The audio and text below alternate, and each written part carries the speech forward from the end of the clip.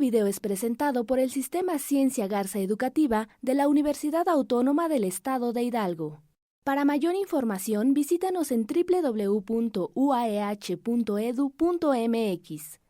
Gracias por aprender.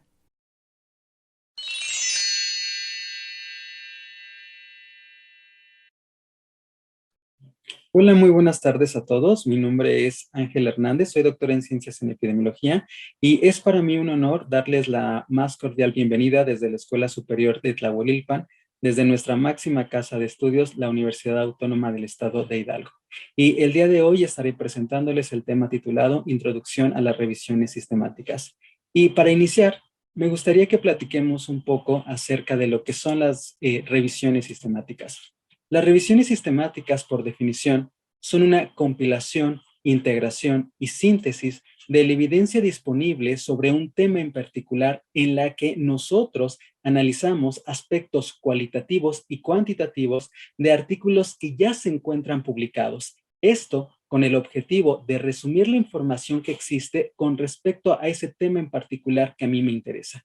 ¿Dónde puedo encontrar una revisión sistemática? Una revisión sistemática la puedo encontrar como un componente clave de un estudio de investigación, que es precisamente ese apartado que yo conozco como apartado de antecedentes o estudios relacionados, y también lo puedo encontrar como un propio tipo de investigación publicado como un artículo donde los sujetos de estudio no van a ser personas, no van a ser individuos, sino precisamente esos estudios que ya se encuentran publicados. ¿Cuáles son las características que tiene una revisión sistemática? A diferencia de otro tipo de revisiones, como una revisión narrativa, las revisiones sistemáticas emplean una metodología rigurosa, reproducible, para la identificación de dichos artículos que yo voy a emplear. También esta metodología permite hacer una evaluación crítica y una síntesis de esta evidencia disponible a la cual yo estoy accediendo. Las revisiones sistemáticas se caracterizan por 4 atributos que les permiten dar objetividad a la evidencia que están dando. Estos 4 atributos son los siguientes. El primero, como su nombre lo indica, son sistemáticas, es decir, siguen una serie ordenada de pasos. El siguiente es el atributo que implica que sean completas, es decir, nosotros pretendemos acceder a la mayor evidencia de la que se dispone del tema en particular que a mí me interesa y por lo tanto accedo a una o más bases de datos.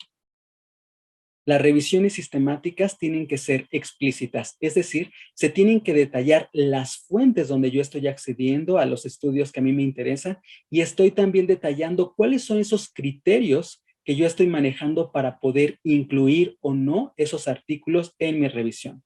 Finalmente, las revisiones sistemáticas tienen que ser reproducibles, es decir, tienen que poder ser replicadas y comprobadas por otros autores de tal manera que puedan refutarse o puedan apoyarse en los hallazgos que yo estoy encontrando a partir de los datos generados por mi revisión sistemática. ¿Cuál es la importancia de hacer una revisión sistemática? Las revisiones sistemáticas ayudan a los tomadores de decisiones precisamente a tomar decisiones basados en la mejor evidencia de la que se dispone. Por lo tanto, pueden ayudar a la formulación de políticas públicas en salud. Aportan esa evidencia para implementar una política o bien modificar algún componente de un programa en salud o algún programa de cualquier índole. Las revisiones sistemáticas también apoyan a la práctica clínica basada en evidencia. El personal clínico en cualquier área de la salud tiene que tomar muchas decisiones en su práctica clínica y en muchas de las ocasiones cuando hace consultas bibliográficas se encuentra que hay una gran evidencia publicada al respecto. Y en muchas de estas ocasiones, esta evidencia muestra resultados contradictorios, de tal manera que una revisión sistemática ya le ofrece un resultado resumido sobre ese tema, lo cual le permite tomar decisiones al respecto.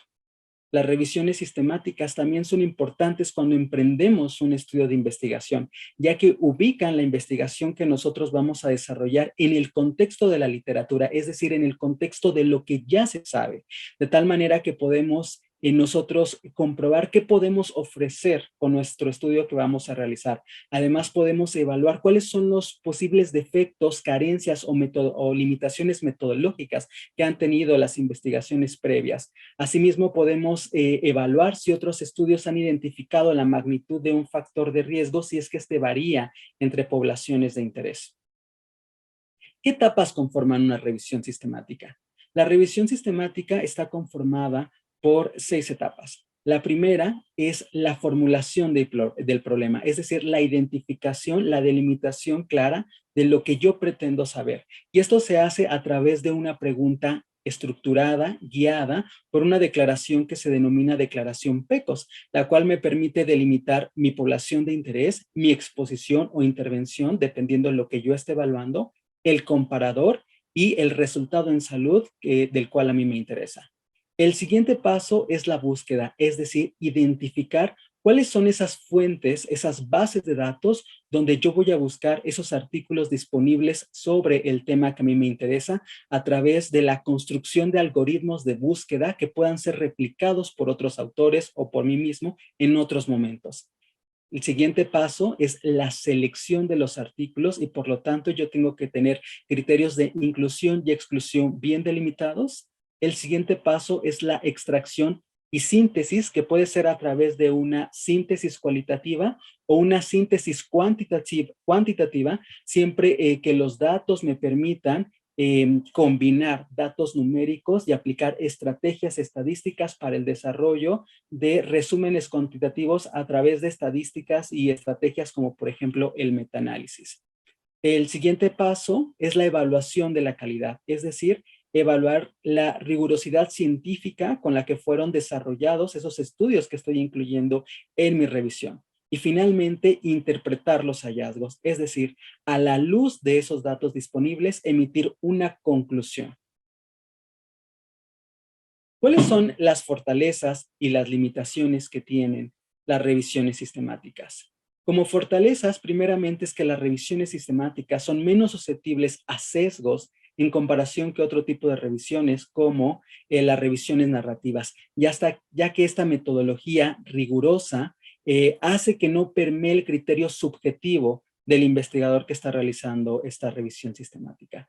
Por otra parte, permite profundizar sobre la relación entre las variables que a mí me interese estudiar y finalmente, cuando existen datos disponibles, los podemos combinar mediante estrategias cuantitativas como metaanálisis, lo que ofrece un aporte adicional a las conclusiones que yo pueda estar haciendo con esta revisión sistemática. Es importante destacar también que podemos encontrar limitaciones a realizar revisiones sistemáticas. La primera es el sesgo de publicación y es que la mayoría de las ocasiones en muchas de las revistas o en muchos de los autores publican únicamente aquellos estudios donde los resultados tienen significancia estadística. Y una de las características de una revisión sistemática es que nosotros tenemos que incluir toda la información disponible para poder emitir una conclusión que realmente sea efectiva para que los tomadores de decisiones puedan tomar una verdadera decisión basados en la mejor evidencia disponible. Otra limitación de las revisiones sistemáticas es que puede haber heterogeneidad en los estudios, es decir, los estudios pueden tener diferencias importantes tanto en la metodología, tanto en la población en donde fue realizado y esto puede limitar la interpretación de los estudios. Sin embargo, cuando los datos, por ejemplo, permiten aplicar estrategias estadísticas como los metaanálisis, podemos evaluar el grado de heterogeneidad, inclusive podemos aplicar otro tipo de estrategias para poder hacer frente a este problema de la heterogeneidad. Por mi parte ha sido todo, les agradezco mucho su atención. Muchas gracias.